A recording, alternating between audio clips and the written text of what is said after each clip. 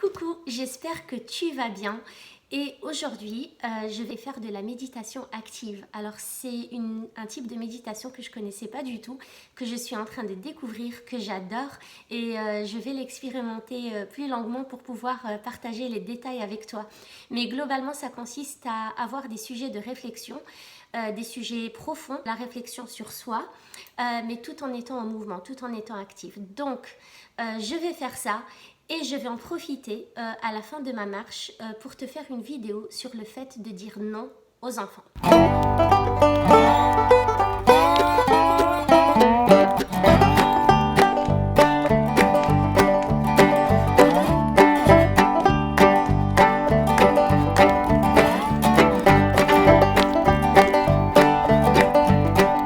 Donc une belle méditation active au milieu des chevaux et des poules. C'était vraiment génial, tout en mouvement, pas mal de sujets intéressants, de réflexions intéressantes. C'était sur la confiance en soi notamment. Donc c'était vraiment enrichissant et énergisant. Alors je voulais te parler du fait de dire non aux enfants. Et en fait moi je me suis rendu compte avec notre premier qu'on lui disait non pour des choses où on n'avait pas vraiment besoin de lui dire non.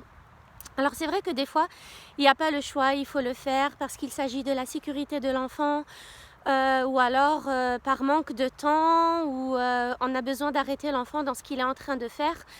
Mais quand l'enfant nous le dit à son tour, ça nous agace. Pourtant, il l'a entendu toute sa vie. Alors, il faut savoir que l'enfant, entre l'âge de 18 mois et 24 mois, en fait, il réalise qu'il est un individu à part entière.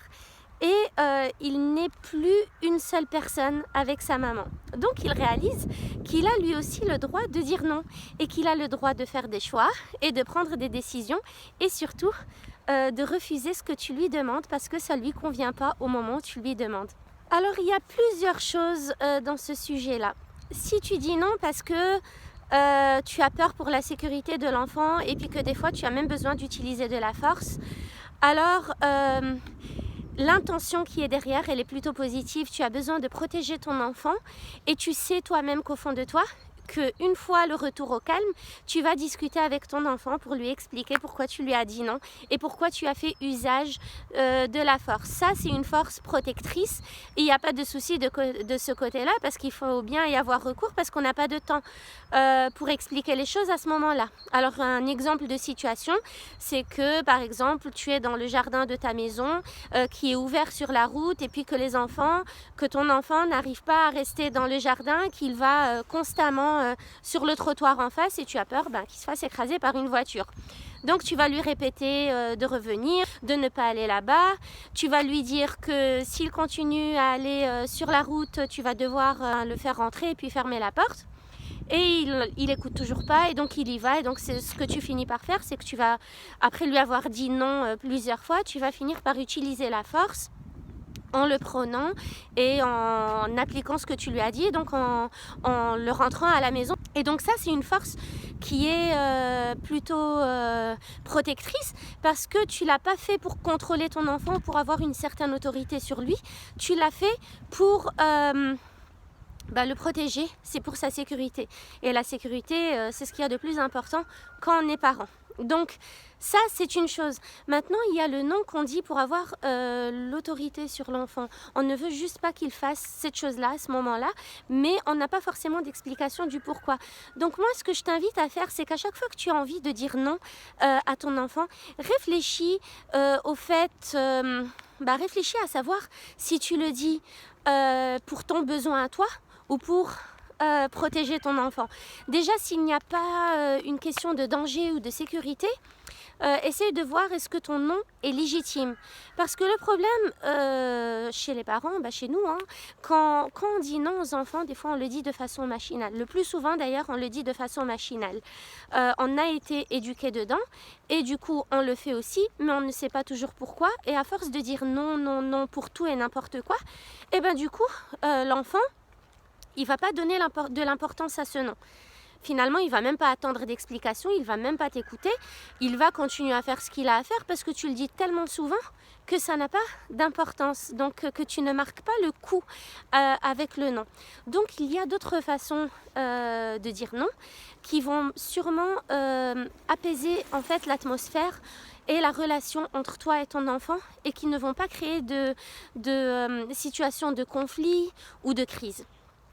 Donc il y a plusieurs façons de changer ce non en une autre forme de phrase. Par exemple, alors supposons que ton enfant est en train de dessiner sur le mur. On va prendre un exemple classique. Lui, ce qu'il a envie de faire, c'est pas de dessiner sur le mur, c'est de dessiner tout court. Donc, au lieu de lui répéter 36 000 fois, ne dessine pas sur le mur, je t'ai déjà dit d'arrêter de dessiner sur le mur, repose-moi ces feutres, j'en peux plus, etc. Ce que tu peux lui dire, c'est les murs ne sont pas faits pour dessiner. Par contre, tu peux dessiner sur une feuille. Est-ce que tu veux que je t'apporte une feuille ? Et là, tu verras que forcément, il va te dire oui, parce que son but à la base, c'est de dessiner et pas dessiner sur ton mur. Un autre exemple, ton enfant est en train de sauter sur le canapé. Tu lui as répété 36 000 fois d'arrêter de sauter sur le canapé, mais il n'écoute pas. Eh bien, sache qu'en fait, il n'a pas envie de sauter sur le canapé, il a juste envie de sauter, il a envie de se défouler, il a besoin d'extérioriser toute son énergie. Donc, tu peux lui proposer de sauter par terre, ou alors de sortir sauter dehors, spécialement si tu as un jardin avec un trampoline. Donc voilà, il y a toujours des alternatives. Et peut-être un challenge aussi, c'est que tu peux te fixer un jour où tu ne vas plus dire non. Tu vas transformer ton non en une phrase positive, où tu vas alors dire stop à la place, si tu n'arrives pas à éliminer le non, parce que des fois c'est quand même obligé de le dire, et tu me fais un retour et tu me dis comment tu te sens avec ce changement. Parce que franchement, je l'ai appliqué depuis quelques années et je trouve que l'atmosphère, elle est super apaisée depuis que j'utilise cette technique, parce que finalement, mon nom, il sert à rien. D'autant plus que les enfants, ils apprennent par l'exemple. Alors si déjà, toi, tu donnes pas l'exemple, tu lui dis de ne pas manger dans le salon, mais que toi, tu vas boire ton café dans le salon, ou que tu lui dis de ne pas laisser traîner ses chaussures, alors que toi, tu laisses traîner tes chaussures, ou alors tu lui dis non, on ne mange pas, je sais pas, les coudes sur la table, alors que toi-même, tu manges comme ça. Eh ben, forcément, ton enfant, quand tu vas lui dire de ne pas faire ces choses-là, il va continuer à les faire parce que c'est ce qu'il voit. Les enfants, ils suivent l'exemple que tu leur donnes. Ils suivent ce qu'ils te voient faire. C'est pas ce qu'ils entendent. C'est donc l'exemple, c'est ce qu'il y a de plus important. Une autre chose, c'est que les enfants, en fait, quand ils sont petits, ils ne comprennent pas la négation. Ils comprennent pas cette forme-là. Et ce qu'ils comprennent, ce qu'ils entendent quand tu leur dis ne fais pas ceci ou cela, ce qu'ils entendent eux, ce qu'ils voient, c'est l'image de cette phrase. Si par exemple tu leur dis non, tu n'ouvres pas ce placard, l'enfant, tout ce qu'il va avoir dans sa tête, c'est l'image d'un placard ouvert. Il va entendre, il va comprendre, ouvre placard. Et tu as sûrement dû remarquer que quand tu dis à ton enfant n'ouvre pas le placard, en général, il va ouvrir le placard, mais en plus, il va te regarder avec des yeux malicieux pour voir ta réaction. Et toi, tu crois qu'il se moque de toi. Tu penses qu'il le fait pour tester tes limites, te pousser à bout. Mais en fait, non. Lui, il a compris ouvre placard, donc il ouvre le placard. Et il te regarde pour voir la réaction sur ton visage. Et c'est cette réaction-là qui va lui dire s'il a bien fait les choses ou pas bien fait les choses. Et en fait, il n'est pas en train de te tester du tout. Il est juste en train de faire ce qu'il a compris. Alors, il y a aussi des situations où on a besoin de dire non et on n'ose pas trop. Et du coup, on va prendre l'exemple d'une maman qui est en train de faire ses courses dans une grande surface et son enfant la sollicite pour des jouets, par exemple, ou des bonbons, des gâteaux, etc. Et elle n'ose pas lui dire non, alors elle lui donne tout ce qu'il demande parce qu'elle a peur qu'en lui disant non, il fasse une crise. Et comme on est dans une société déjà qui ne soutient pas vraiment l'éducation bienveillante, on a souvent la peur du regard des autres. Et c'est là que l'empathie va jouer un rôle super important. Parce que si ton enfant se roule par terre dans un magasin, le meilleur cadeau que tu peux lui offrir, c'est de l'empathie, de l'écoute, c'est la compréhension de ses émotions et non le déni ou le rejet de ses émotions. Je vais te donner un exemple. Tu es au travail et tu as une conférence à donner et tout est sur ton ordinateur et d'un coup ton ordinateur s'éteint, il ne se rallume plus et tu es en panique totale. Et tu commences vraiment à stresser, à t'angoisser et tu vas peut-être pleurer parce que c'est tout ton travail et cette conférence est très importante. Voilà, et ton boss va être furieux, tu as peur de ce qu'il va penser, des conséquences, etc., etc. Qu'est-ce que tu aimerais à ce moment-là avoir comme support? Quel serait ton besoin à ce moment-là? Est-ce que tu aimerais que ton ami ou ta collègue de travail te dise « Oh, ça va, c'est rien, c'est qu'un ordinateur, c'est qu'une conférence, tu prends toujours le chou pour rien, c'est bon, c'est que matériel, il va se rallumer, tu le répareras. » Voilà, un truc du genre. Ou alors, est-ce que tu aimerais qu'elle te dise « Viens, on va sortir, on va boire un truc, on va manger quelque chose, tu vas voir, ça va aller, je vais t'emmener faire les magasins, ça va passer, t'inquiète pas. » Ou alors là, c'est l'empathie maintenant.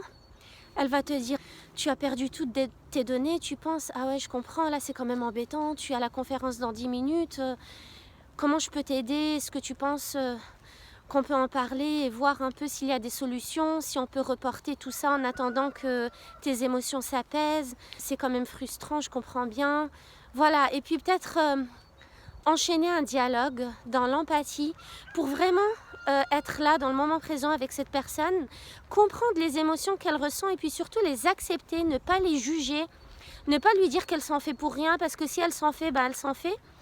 Lui dire qu'elles sont faites pour rien ne va rien changer, au contraire, ça va juste endommager votre relation. Alors plutôt être présent et vraiment essayer d'accepter ses émotions et lui demander en quoi tu pourrais lui apporter de l'aide plutôt que d'essayer de la rassurer juste pour la rassurer et plutôt que d'essayer de lui apporter des solutions en 2 secondes alors qu'elle n'en a pas demandé. Parce que c'est ça l'erreur qu'on fait tous en fait, c'est d'essayer d'apporter une solution à tout alors que la personne en face peut-être n'a besoin que d'avoir que de l'écoute. Et voilà, et qu'on soit avec elle et qu'on la comprenne. Et du coup, si tu es parent, sache que même si la société en général ne t'est pas d'un grand soutien, parce que voilà, les gens, ils sont plutôt dans le jugement de tout ce que tu fais et tout ça, alors cherche un groupe qui est un peu dans la même mindset que toi, pour avoir un soutien moral. C'est très important parce que si tu t'entoures qu'avec des gens négatifs, ou qu'avec des gens qui ont des idées mais complètement à l'opposé des tiennes, par exemple, qui sont pour la fessée, pour la punition, pour ce genre de choses, pour le fait de laisser pleurer ton enfant, pour le fait d'avoir de l'autorité et de calmer ton enfant avec de l'autorité infondée, et forcément, tu vas éloigner de toi les gens qui sont positifs, les gens qui ont la même optique que toi et qui sont sur la même longueur d'onde que toi. Et avoir un soutien, ça aide. De toute façon, personne n'est parfait. Un parent parfait, ça n'existe pas. Moi, ce que je dis toujours, c'est que on essaie tous de nous améliorer pour être moins stupides. En fait, on est tous un peu stupides, mais on essaye de limiter notre stupidité. Voilà, moi c'est ce que je dis, on ne peut pas atteindre la perfection parce que la perfection n'existe pas, mais mon but à moi aujourd'hui, c'est d'essayer de m'améliorer en tant que parent pour être moins stupide et faire des erreurs un peu moins bêtes. Parce que des erreurs, j'en ferai, on en fera tous, et nos enfants nous le rappelleront plus tard. Mais ce que j'espère, c'est que je vais limiter ces erreurs-là, comme ça, eux, à leur tour, avec leurs enfants, ils pourront prendre tout ce qui est positif de leur propre éducation et virer tout ce qu'ils ont eu de négatif. On n'a pas la science infuse et il se peut qu'on fasse des bavures, ça c'est sûr, mais le tout c'est de les reconnaître et de s'excuser aussi auprès de son enfant. Ça c'est super important. Alors leur dire non, ça demande des explications. On ne peut pas dire non à un enfant sans lui donner d'explications, mais quand on fait des erreurs, c'est aussi bien de s'expliquer et de s'excuser. C'est pas un manque d'autorité. J'aime pas le mot autorité parce que je suis pas du tout d'accord avec ça, mais voilà, il n'y a pas d'ego. C'est un respect mutuel qui doit exister entre le parent et l'enfant, entre l'adulte et l'enfant en général. Il n'y a pas d'autorité et il n'y a pas de force avec l'intention d'autorité et de contrôle. Ça devrait pas exister. Et du coup, si tu fais une erreur et que tu t'excuses auprès de ton enfant, tu verras que toi et ton enfant, vous allez en retirer le plus grand des bénéfices et que lui, ça va lui apprendre quelque chose de grandiose. Ça va lui apprendre le respect des autres, ça va lui apprendre la communication, ça va lui apprendre l'empathie et la compassion et ça va lui surtout lui donner la possibilité de lui aussi s'ouvrir aux autres et de s'excuser pour ses erreurs. Et je trouve que ça, c'est très très important. Voilà, je me suis un peu écartée du sujet du nom, mais finalement, tout est relié. Le nom, l'autorité, la punition, tout ça, ce sont des formes de contrôle. Et en fait, on ne veut pas avoir cette intention de contrôler nos enfants, parce que plus on veut contrôler, plus on veut utiliser la force, plus on va avoir des résultats contraires à nos attentes. Et c'est pareil pour les adultes. Si on cherche à te contrôler sur ton lieu de travail, ou si tu as des amis qui cherchent à contrôler tous tes faits et gestes, eh ben, tu n'as pas vraiment envie de faire ce qu'ils te demandent. Alors que si on t'explique les conséquences de tes actions, eh ben, forcément ça va te motiver. Et on n'avance que par la motivation. Il faut que ce soit une motivation consciente. Voilà, je m'arrête là pour aujourd'hui et je te dis à très bientôt.